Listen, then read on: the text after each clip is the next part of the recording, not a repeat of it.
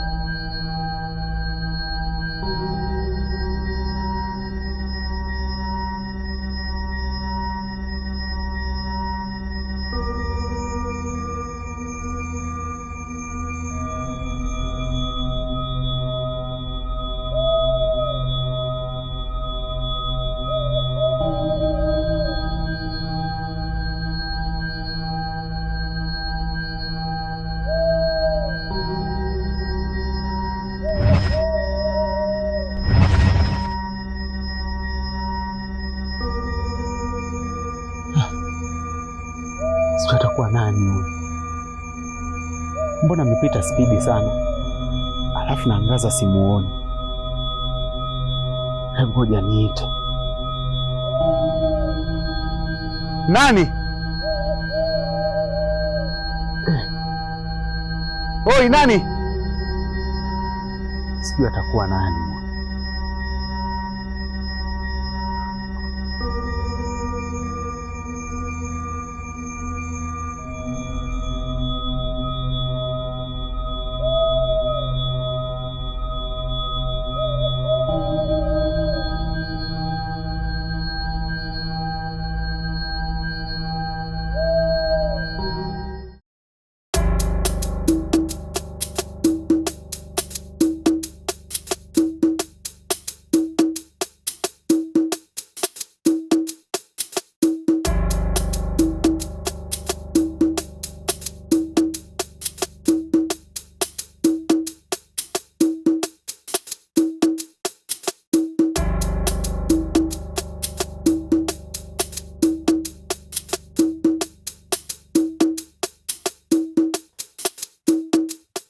Latifa, umesikia?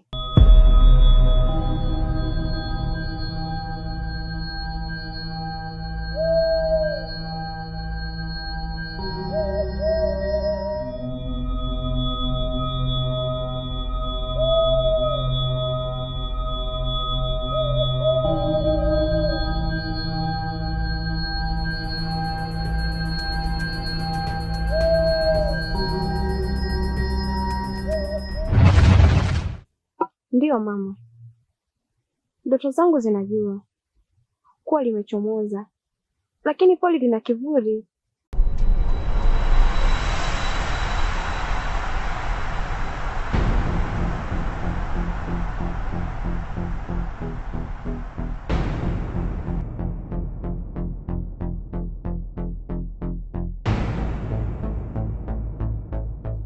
Sanda zimerudi, lakini ni mchana, si kawaida hii. Sijui tutamwambia nani. Mkurasai damu yake ina sauti zaidi ya sisi sote. Sawa mama.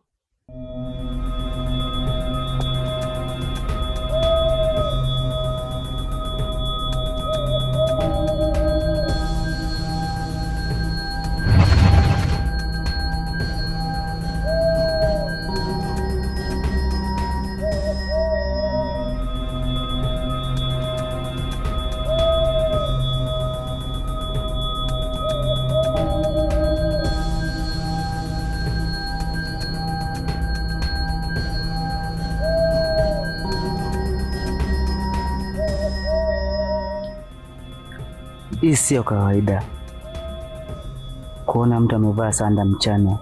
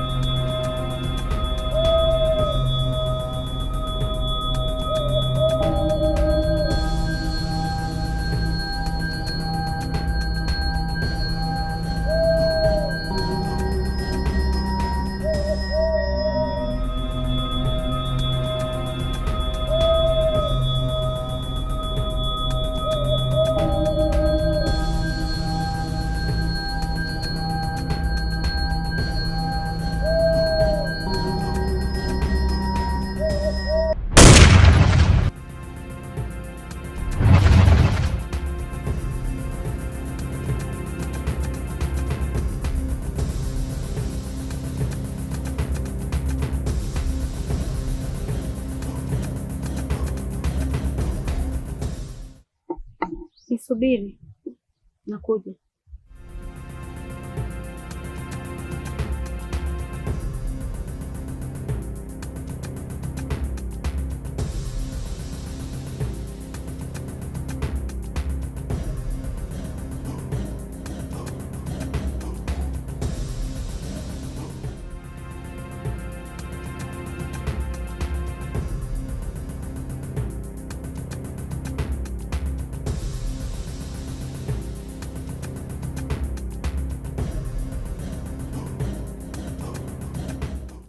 Latifa, umekiona hicho kitambaa?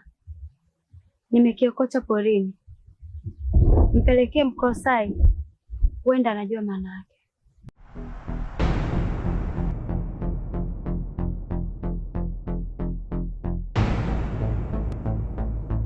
Sawa.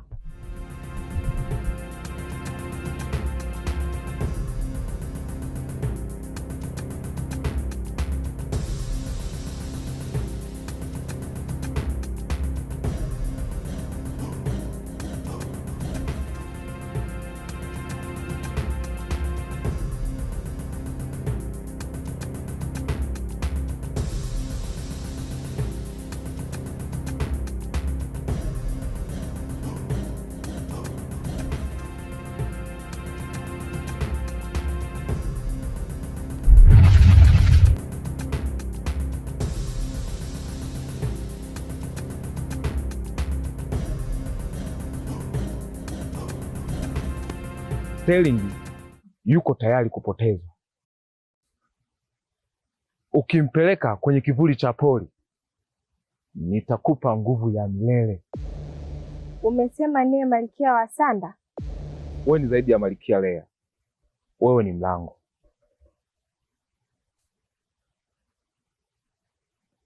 Pia nataka nikubadilishe ili kurahisisha kazi yetu.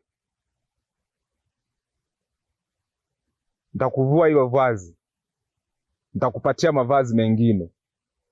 Hakikisha unaenda kumpata Mkolosai.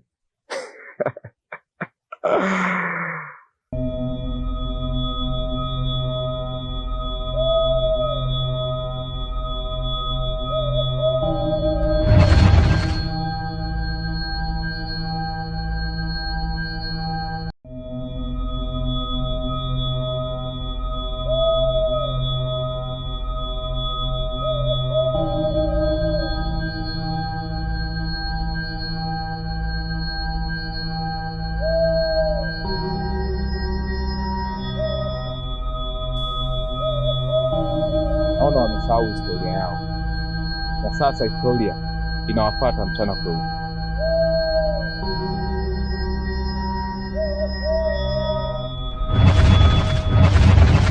Sasa kazi ndo inaanza, na pindi utakapokanyaga kwenye kivuli cha poli, lazima nguvu zote zije kwangu, na kwa Lea huwezi kuchomoka. Na hii ya leo ni kama Samson na Delila, lazima utawala ni uchukue mimi.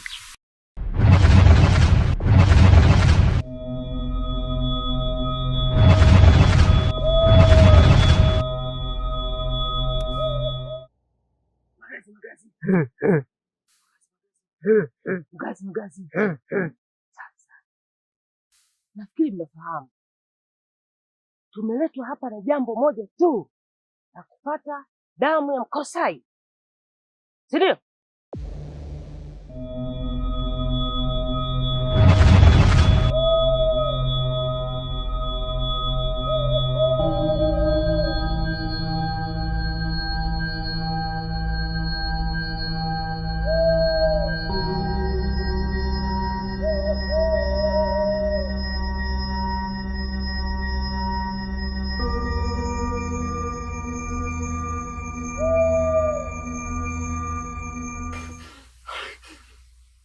Hapa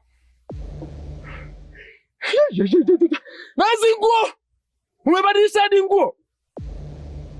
Mkuu, ni ndio tumepata damu ya Mkolosai, lakini sisi hatumfahamu. Unayemfahamu ni wewe. Nataka muone. Ndio mkuu.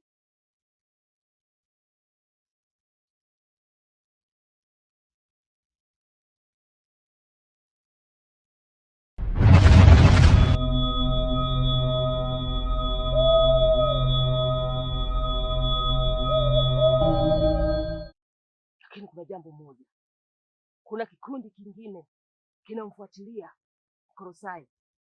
Hivyo sasa tunatakiwa sisi tufanye haraka sana. Nafikiri tumeelewana? Ndio mkuu. Ila kuna kitu kingine, kuna kundi lingine lina mavazi kama ya kwetu na wanamfuatilia Mkolosai. Hivyo tunatakiwa tufanye haraka iwezekanavyo. Sijui umenielewa? Nimekuelewa mkuu. Tunaweza kwenda. Sikujua kama amebadilishiwa nguo. Naleta msana kazi yangu.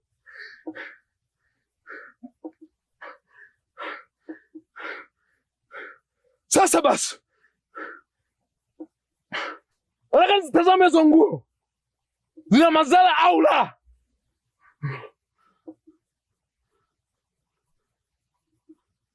Sawa, nimekukubalia. Sitaki uchange nguo mpaka pale nitakapotoa ruksa mimi, na nataka uifanye kazi yangu kwa ufasaha zaidi.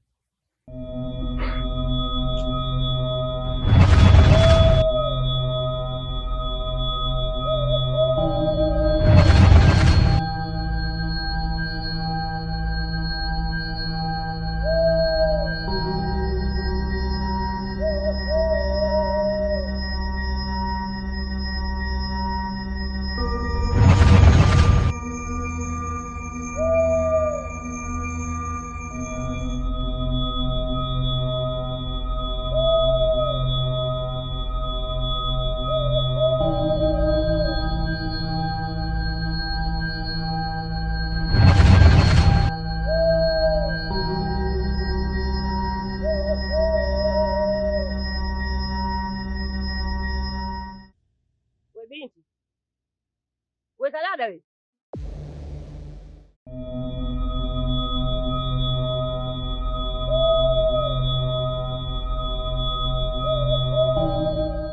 Ujambo. Jambo. Shikamoo mama. Marahaba. Inaonekana ni mgeni maeneo haya. Sijawahi kukuona kabisa. Wala sio mgeni sana, ila nina ombi moja. Unamfahamu Mkolosai? Oh, Mkolosai? Ndio namfahamu. Unaweza ukanielekeza kwao? Sawa. Kwao ni maeneo ya hapo chini chini, tukiteremka na njia tunafika mpaka nyumbani kwao. Au basi naelekeza siku nyingine. Siku nyingine? Siku nyingine kivipi ngali unifahamu? Hey. Yaani wewe kwa muonekano wako huo nishindwe kukutafuta nikakupata nishindwe kukutafuta nikakupata, yaani ni siri pekee. Unaweza ukaenda, unaweza ukaenda.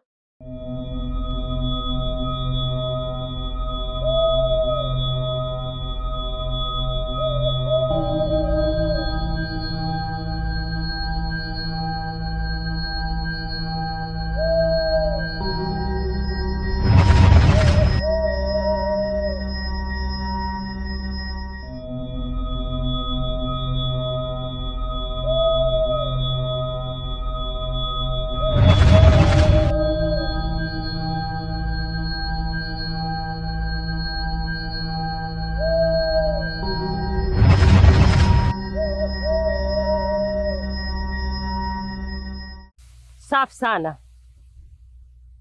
Sasa naomba mnisikilize. Nina jambo moja ambalo nimelifikiria.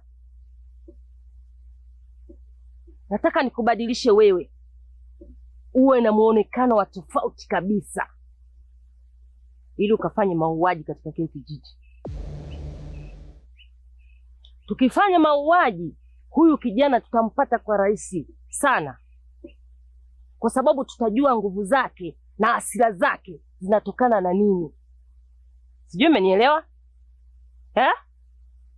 Basi ninakubadilisha wewe ukafanye kazi kwa uhakika, ila nakuahidi nitakuwa nyuma yako kila tendo unalolifanya. Usiogope. Nafikiri mmenielewa.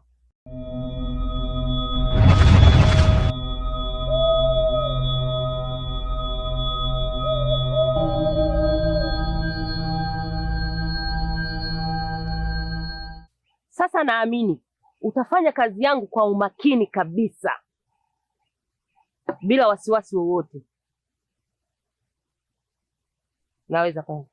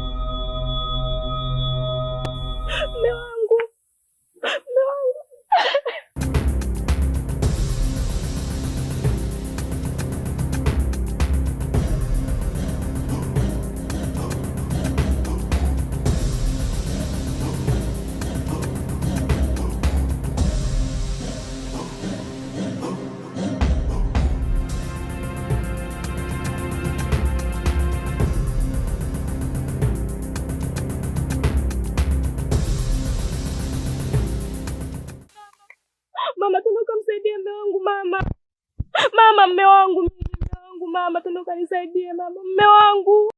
Hebu tulia kwanza. Mmeo amepatwa na nini? Nimemkuta mme wangu mama kadondoka na anatokwa na damu. Pande mama.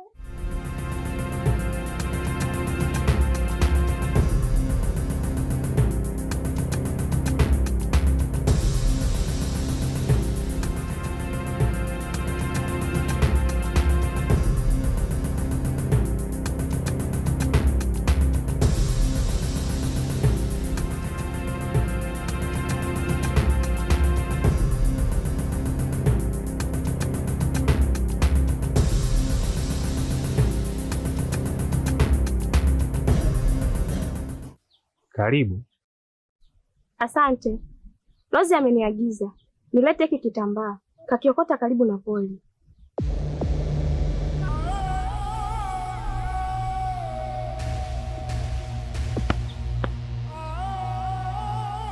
Hiki ni cha wale waliopotea miaka 10 iliyopita. Rozi anasema wewe ni mtu wa ajabu. Mimi? Hapana. Mimi ni mtu wa kawaida tu mbona. Mkolosai, haukuzaliwa hapa. Uliletwa usiku ukiwa kwenye sanda nyeusi, na huu ndo mchana wako wa kwanza sasa.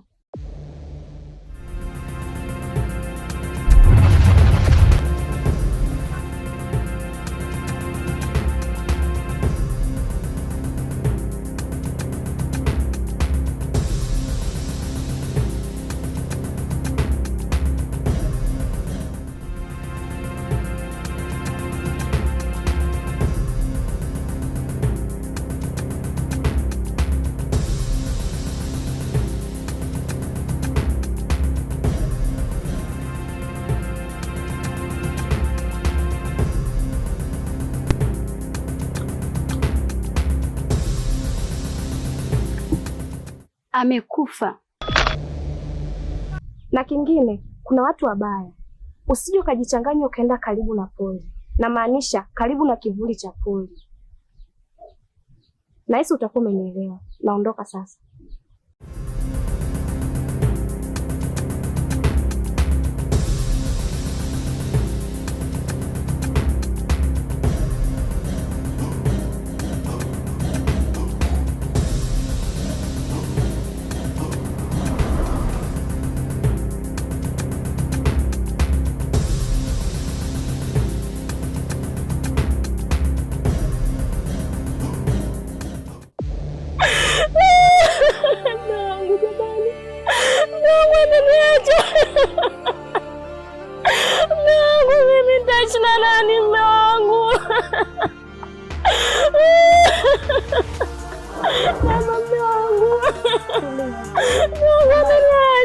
Mwambie mme wako usilie.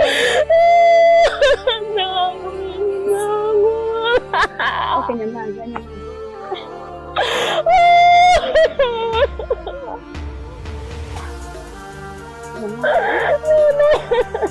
Tulia kwanza.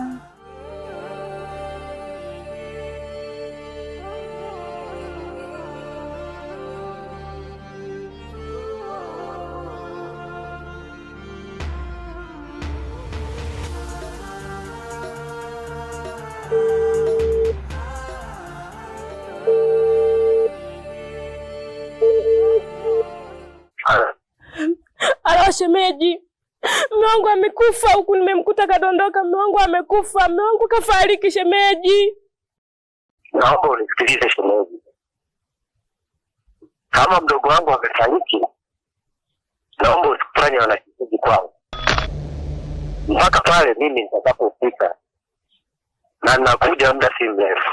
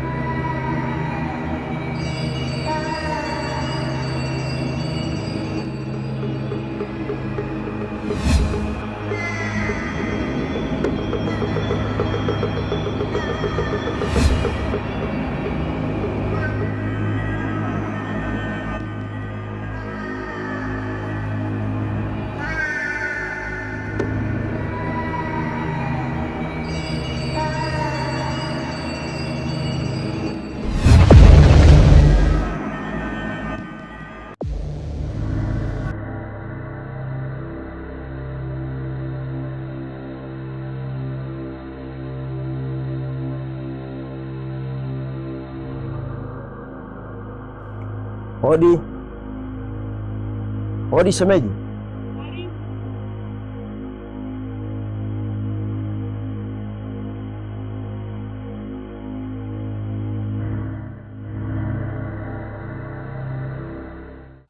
Karibu, tupo shemeji. Asante shemeji. Naomba unyamaze kulia shemeji. Mimi ndo nimekuja. Sasa naomba unisikilize kwa umakini. Kuanzia sasa, wewe pamoja na mke wangu hamruhusiwi tena kuingia ndani. Hata hii mizigo niliyokuja nayo hairuhusiwi kuingizwa ndani. Najua mnatamani sana kurudi katika hali ya kawaida. Najua hamjapumzika kwa muda mrefu, ila kwa sasa siwezi kufanya kitu chochote mpaka pale nitakapopata nguvu za Mkolosai. Shimba, tumechoka maisha ya giza, tunataka kuona mwanga. Natamani sana kuwafungulia, lakini hata kuwagusa siwezi. Nguo zenu nyeupe na ni sumu kwangu, ndiyo maana navaa giza, navaa nyeusi ili nisiharibiwe. Sawa, lakini tunaomba ufanyiwe rahisi ili uweze kuturudisha katika hali zetu za kawaida, maana tunapitia wakati mgumu sana tukiwa katika hali hii. Mpaka pale nitakaporudi. Mimi kuna sehemu naenda mara moja. Umenielewa shemeji?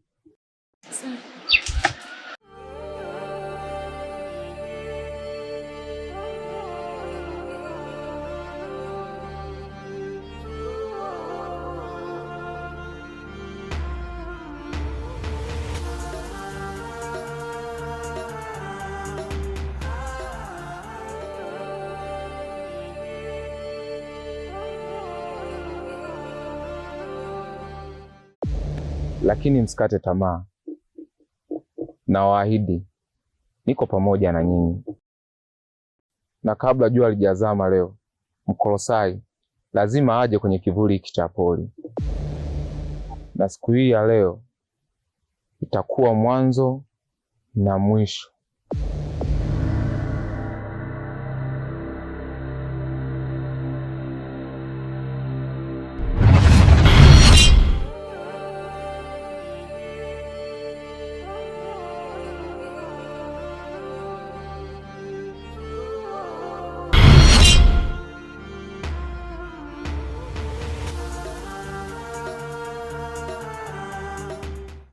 Natambua uje wako. Najua unafuatilia kuhusu kifo cha mdogo wako. Mdogo wako wala hajafa. Uwezo wa kurudisha uhai wake upo. Lakini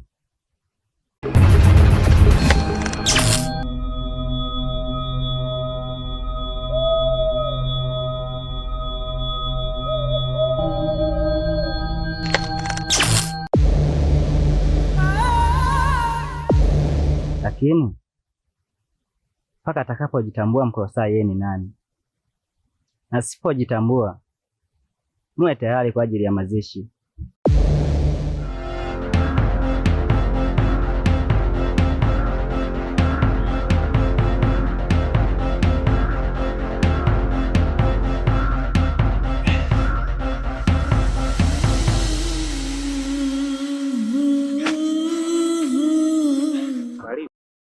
Asante. Samahani kaka, mimi naitwa Lea, nimepotea njia. Hauwezi kupotea pasipokuwepo na sababu. Samahani, kwani unaitwa nani? Sidhani kama jina langu lina msaada juu ya kupotea kwako, halina umuhimu. Lakini nilikuwa nahitaji msaada wako. Natambua kuwa wewe una nguvu kuliko mimi. Narudia tena, mdogo wako hajafa. Uwezo wa kurudisha uhai wake upo. Lakini mpaka atakapojitambua Mkolosai yeye ni nani. Na asipojitambua, muwe tayari kwa ajili ya mazishi.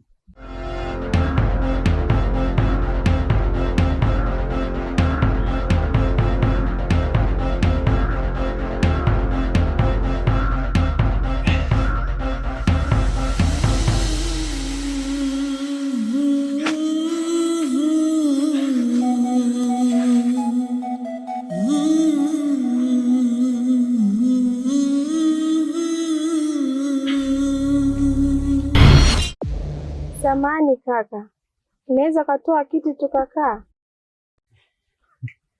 Sidhani kama mtu aliyepotea upata muda wa kukaa. Labda ungeniomba maji ya kunywa, kwa sababu nadhani kwenye safari yako yangekusaidia.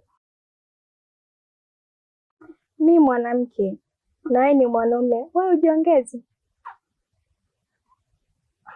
Una maana gani?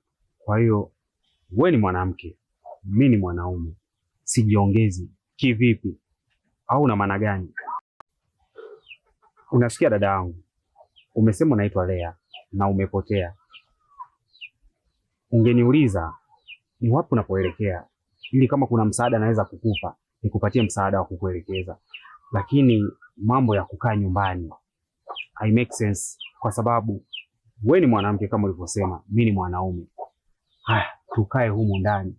Watu watafikiria nini hapo kinachoendelea?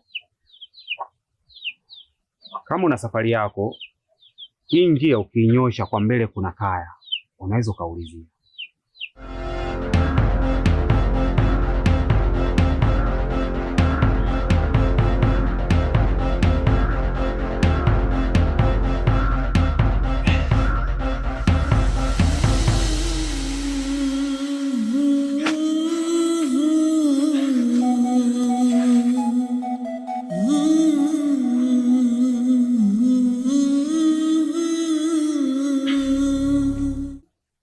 Afadhali nimekuona mganga, maana hivi unavyoniona nilikuwa nakuja kilingeni kwako. Nimetoka kwa kunguru, lakini majibu aliyonipatia sijalizika nayo. Kwa taarifa za awali nilizopewa na shemeji yangu kuwa mdogo wangu Corona amefariki, lakini mimi sitaki kuamini hilo, kwa sababu maiti inatokwa na damu puani. Na unavyofahamu uwezo wangu mimi ni mdogo sana, na ndio maana natafuta watu wenye uwezo kuliko mimi. Kwa hiyo nilikuwa nakuomba ukanisaidie. Oh, pole sana kijana, lakini kwa uwezo niliokuwepo nao, hiyo ni kazi ndogo kwangu. Nadhani tunaweza tukaongozana ili nikakusaidia kwa hili. Sawa. Naomba tuongozane.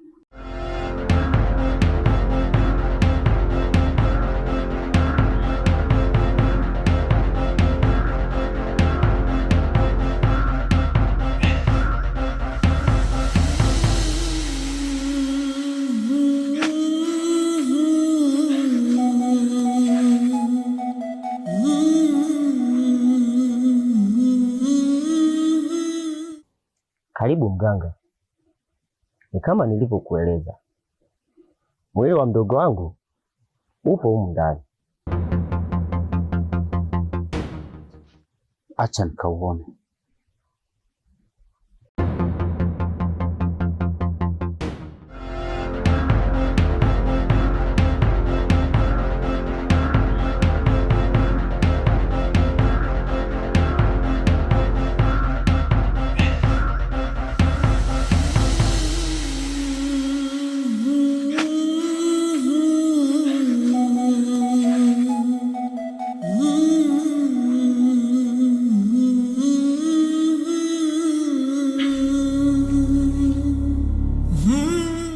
Kijana, mwili kweli nimeushuhudia, hajafa bado.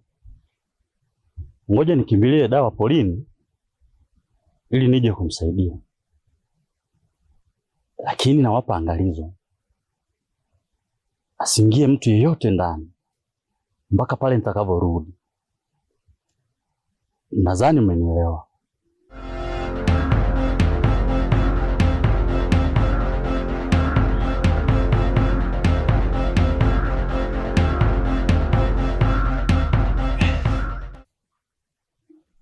Nadhani mmemwelewa mganga alichokisema, si ndio? Basi sawa.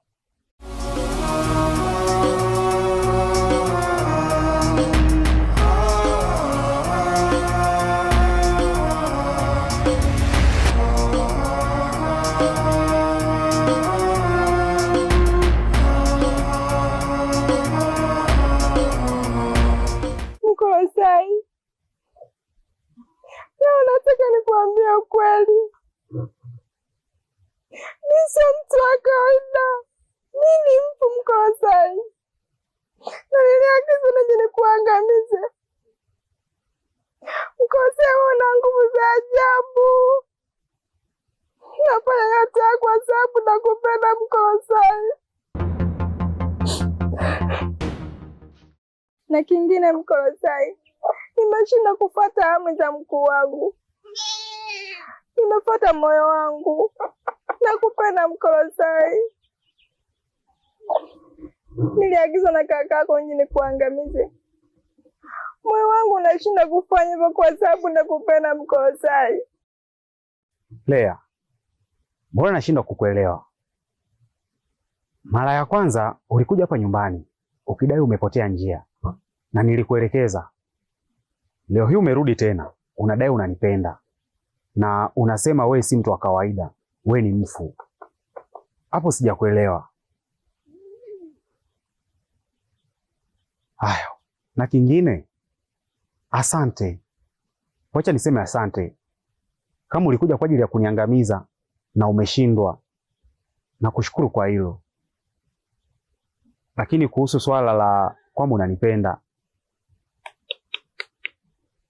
sipo kwenye mudi ya mapenzi. Niko kwenye mudi ya maisha yangu. Utanisamehe kwa hilo.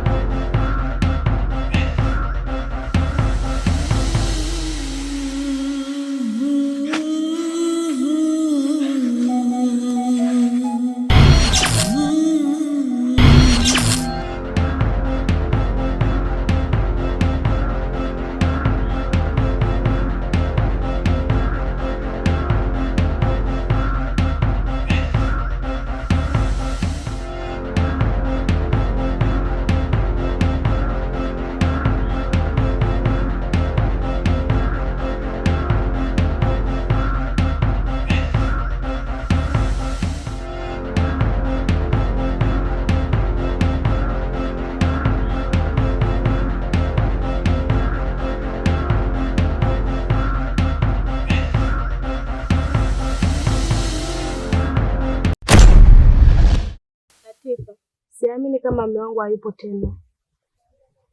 Pole sana rafiki yangu Nyamizi. Asante. Ila nitawezaje kuishi bila yeye? Najua uko kwamba unapitia wakati mgumu sana kumpoteza mume wako. Ila hamna namna. Kazi ya Mungu haina makosa. Huenda na maana yake kumchukua. Kuna kitu nataka nikwambie. Kitu gani? Unamaanisha kwamba unafahamu kifo cha mume wangu? Ndiyo, Mkolosai.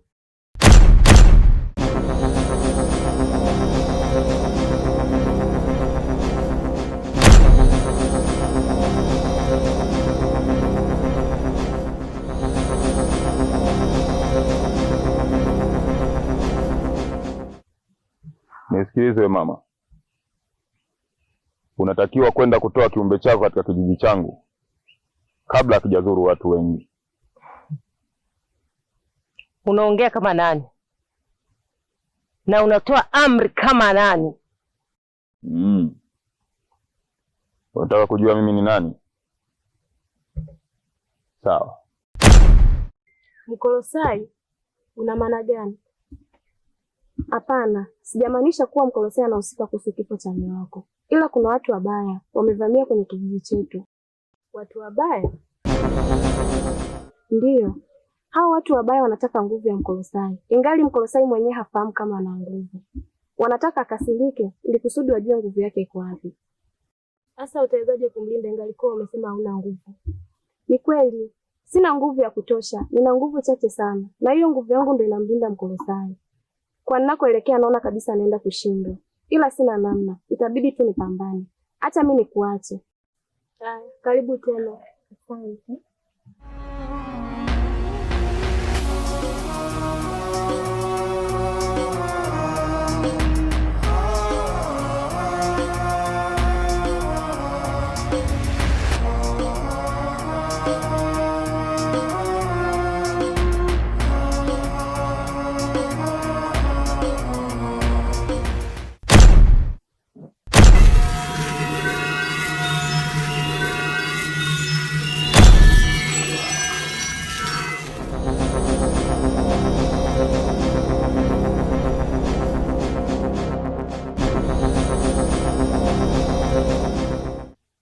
nadhani utakuwa umenitambua mimi ni nani.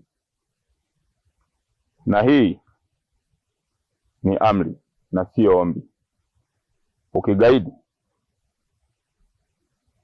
unayefuata ni wewe.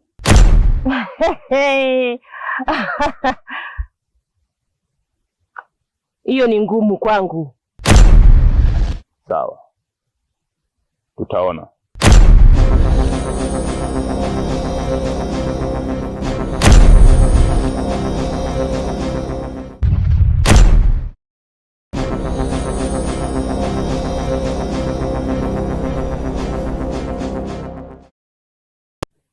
Nilikuahidi nitakutafuta na nitakupata, na leo nimekupata. Naomba unielekeze kwa kina Mkolosai. Ni kweli umenitafuta, umenipata. Mbona upo kwenye mavazi hayo? Na hayo mavazi yanatisha. Wewe ni mtu wa ajabu. Ni kweli, mimi sio mtu wa kawaida. Mimi ni mtu wa ajabu kama ulivyosema. Sasa basi, naomba unielekeze kwa kina Mkolosai. Samahani sana mama wangu. Hata ile siku nilikosea tu. Mimi Mkolosai simfahamu. Ndo mara yangu ya kwanza kulisikia jina lake.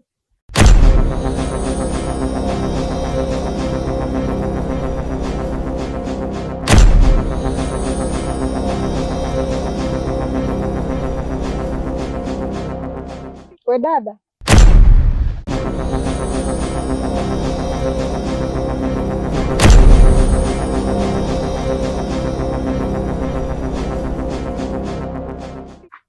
Pole sana kwa kufiwa na mume wako.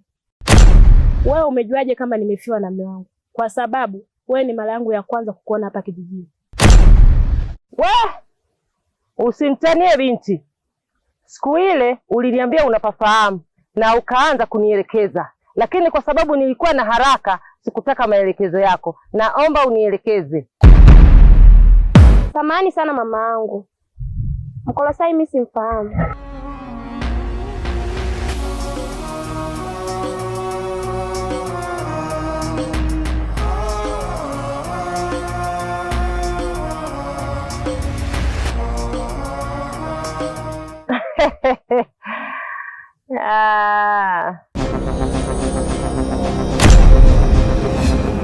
Mimi sio binadamu wa kawaida. Mimi ni mfu. Mfu? Mfu wewe? Naona siku hizi machizi wamekuwa wengi. Kaa mbali na mimi.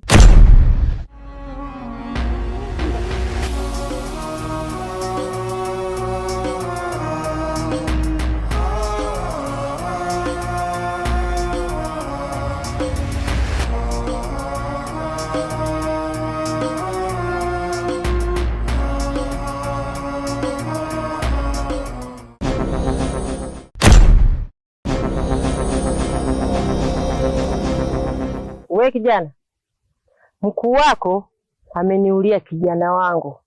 Sasa basi, ngoja nawe nikuonyeshe.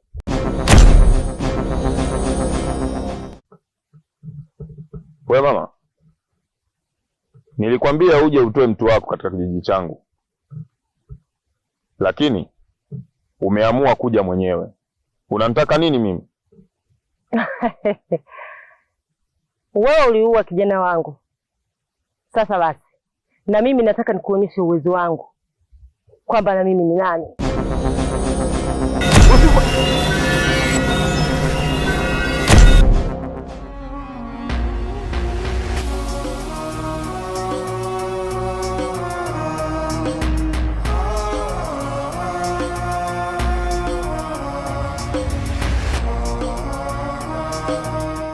Hivi kijana uliyemuua unajua na uthamani gani kwangu? Ndio.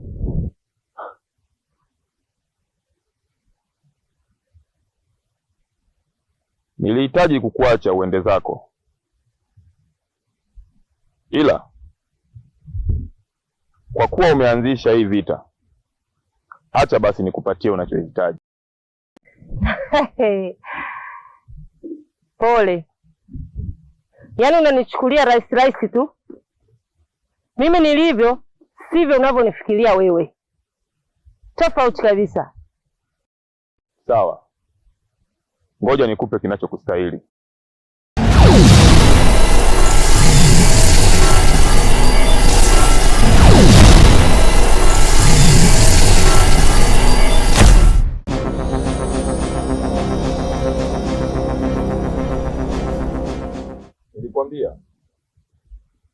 usiingie kwenye anga zangu, lakini ukitaka kusikia. Hiko ndio kitu kinachotufaidia.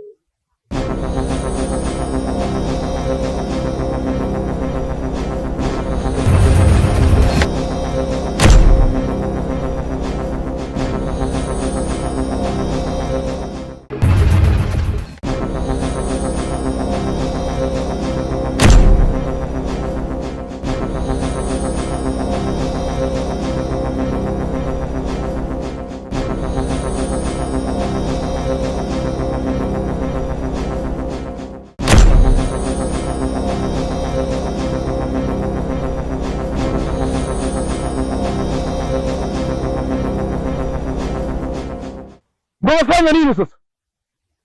Nimekupa kazi ya kumteka Mkolosai, umeenda kunogewa na mapenzi. Vipi, penzi limenoga eh? Nimefuata moyo wangu, sijafuata amri yako.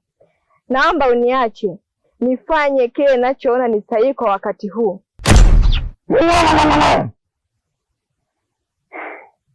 Umenisaliti, na dawa ya msaliti ni mauti.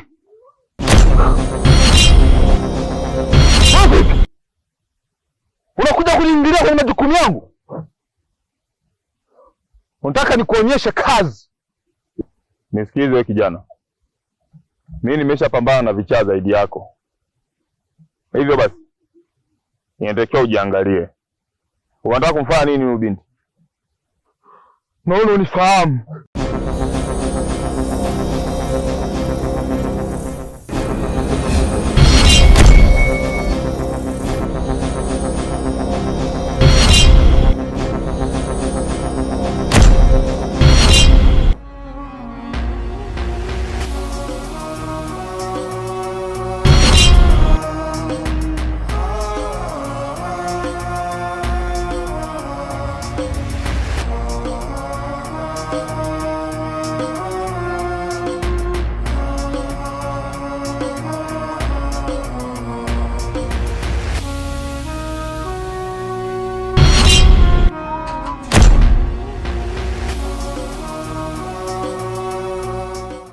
Kwa hiyo ukiweza kuirejesha langu mapema nachukua 9,000. Lakini zikipita siku hizo inaongezeka inarudi kwa 10,000. Sijui umenielewa? You know me?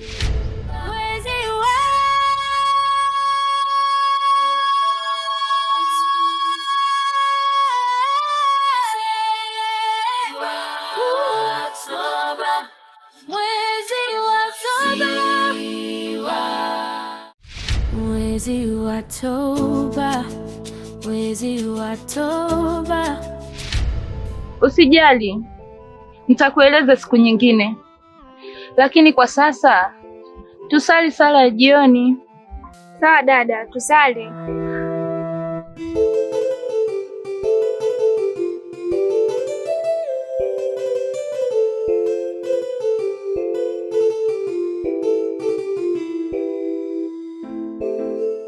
Tuombe. Kwa jina la Baba na la Mwana na la Roho Mtakatifu, amina. Sala ya jioni. Tunakushukuru Mungu wetu kwa mapaji yote uliyotujalia kwa siku ya leo, amina. Baba yetu uliye mbinguni, jina lako litukuzwe, ufalme wako ufike, utakalo lifanyike duniani kama mbinguni. Utupe leo mkate wetu wa kila siku, utusamehe makosa yetu kama tunavyowasamehe na sisi waliotukosea, usitutie katika kishawishi, lakini utuokoe maovuni, amina. Salamu Maria, umejaa neema, Bwana yu nawe, umebarikiwa kuliko wanawake wote, naye Yesu mzao wa tumbo lako amebarikiwa. Maria mtakatifu, mama wa Mungu, utuombee sisi wakosefu, sasa na saa ya kufa kwetu, amina. Atukuzwe Baba na Mwana na Roho Mtakatifu, kama mwanzo na sasa na siku zote na milele, amina. Sala ya imani. Mungu wangu, ninasadiki maneno yote linalosadiki linalofundishwa na Kanisa Katoliki la Roma, kwani ndio uliotufungulia hayo, wala udanganyiki wala udanganyi, amina.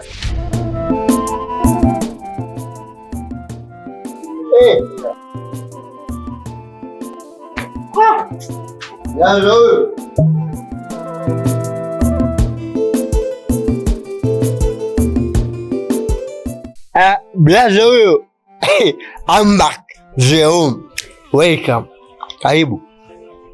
Umeficha nini? Umeficha nini? Nini hiyo?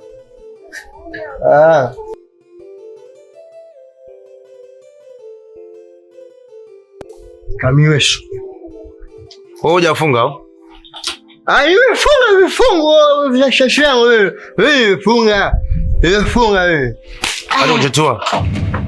Asha, brother. Wewe hujafunga au? Nimefunga. Tuachane nayo. Vifungo lakini. Ni kubwa hivyo. Nani? Ni kubwa. Ni mkubwa sijamwona toka asubuhi palivyo ukucha. Hayupo. Sasa sikia sawa. Nakuagiza uende pale stendi. Kunetee dawa. Ameshia. Au buku hizi? Mbele. Buku change irudi. Buku change irudi. Ashabu. Buku chukue dawa. Afu change irudi. Nenda pale stendi. Sawa? Utakutana na Stompo au Dunga Mawe. Mwambie hivi. Edu karudi katoka South, Edu karudi katoka South yupo. Anasema nipe dawa. Sawa? Sio mpaka niende kule tu stendi. Niko naye na kina Toponto. Na kina au kina Nyeri. Hata kwa sio yako kuna duka ashana kina Dunga Mawe na kina Topompo. Kuna duka la madawa pale yupo nesi anauza. Kuna Panado, Sepsi.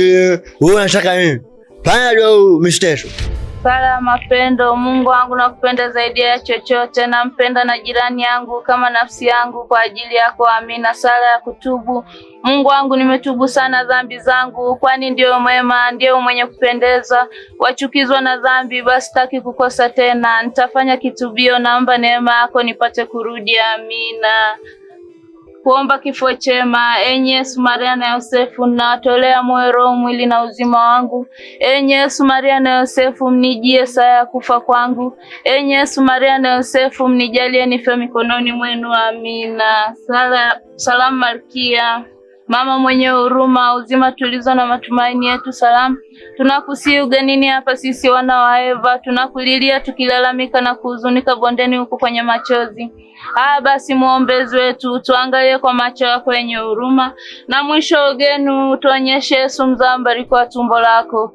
Mpole, mwema, mpendelevu Bikira Maria, moyo mtakatifu wa Yesu, moyo mtakatifu wa Yesu, moyo mtakatifu wa Yesu, tunaukimbilia ulinzi wako wewe mzazi mtakatifu wa Mungu. Usitunyime tukikuomba katika shida zetu, utuokoe siku zote kila tuingiapo hatarini. Ewe Bikira mtukufu na mwenye baraka. Amina. Kwa jina la Baba na la Mwana na la Roho Mtakatifu. Amina. Tumsifu Yesu Kristu.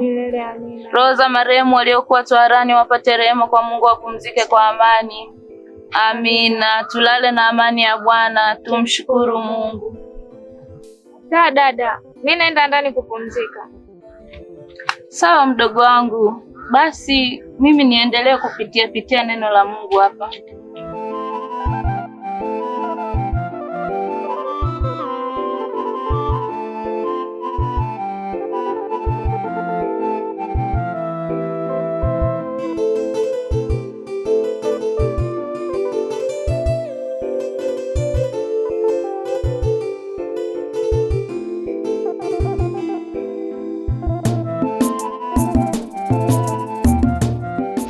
Oe! Sichanganya sawa? Sikiza ninacho kuelekeza sawa? Dakika hizi? Wewe usharudi. Haina shida. Makosa. Afu brother. Hayo umekuwa kama sio wewe. Upo serious? Tula. Leta dawa. Ame shida afu brother.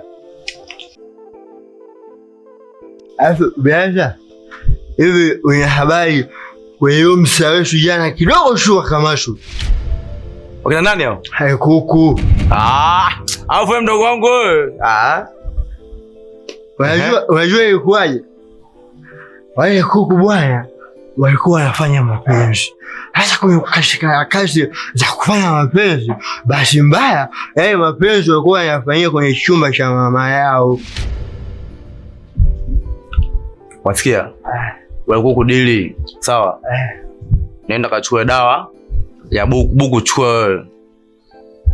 Ukirudi unipe mchongo wote. Hiyo hela hiyo, sawa? Kwa buku ile change yangu. Hapo shundo ninapokukubali brother. Yaani hujawahi kufeli. Hamna shida. Nitakuja mpaka gereza waliofungwa mimi nitakupeleka. Tirita, changamka basi. Changamka Tirita, kaleta hiyo dawa basi mdogo wangu vipi? Sasa hapo kwenye stili sana ndio sina. Wai. Kumbe ni wai. Huyu mtoto si Msukuma huyo. Hamna shida. Haya. Nakukuta. Sio bwana.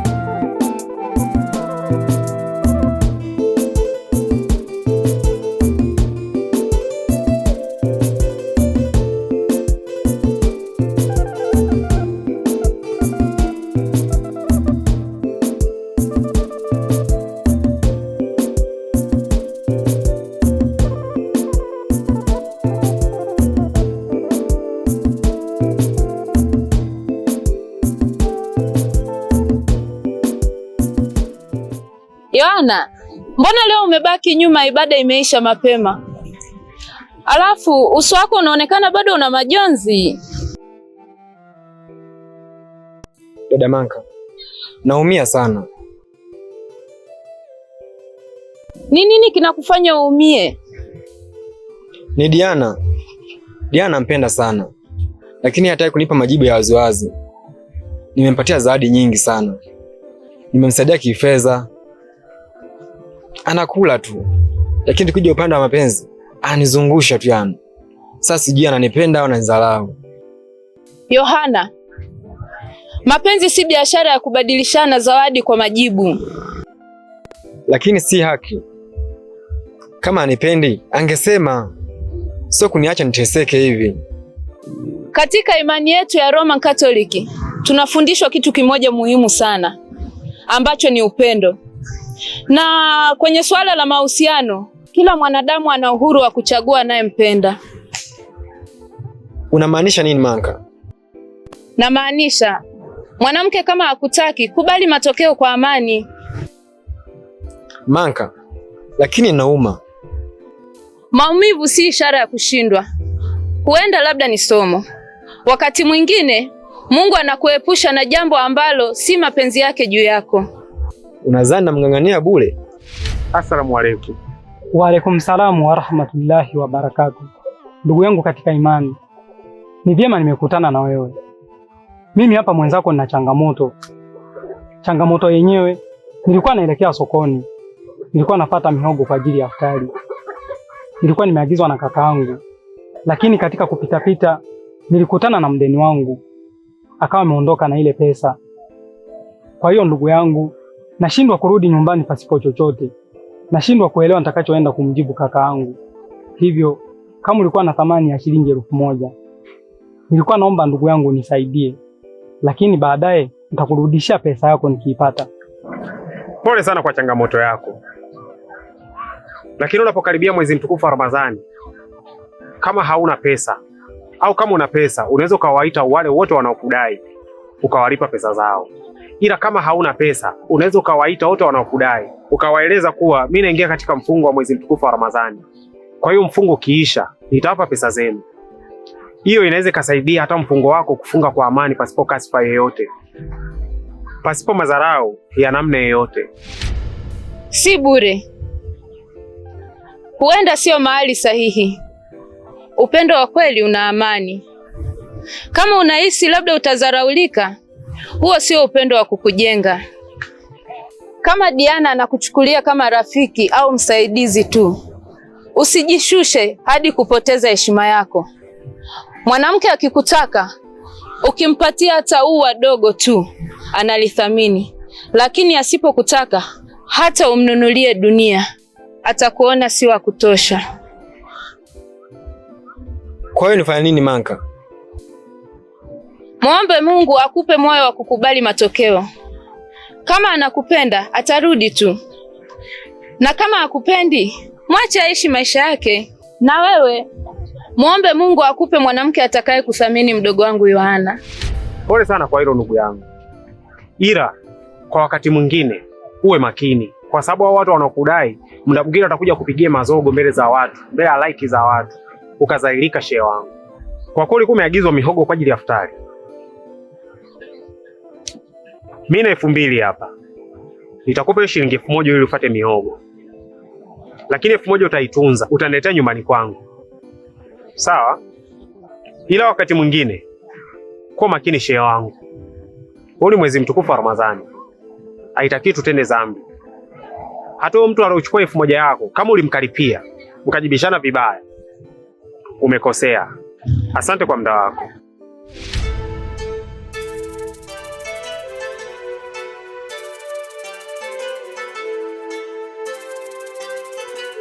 Mdogo wangu, upendo wa kulazimisha uzaa majeraha, lakini upendo wa hiari uzaa baraka.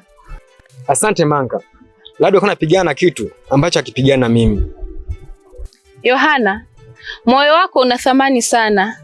Usimkabidhi mtu asiyethamini zawadi hiyo. Uwe na wakati mwema mdogo wangu.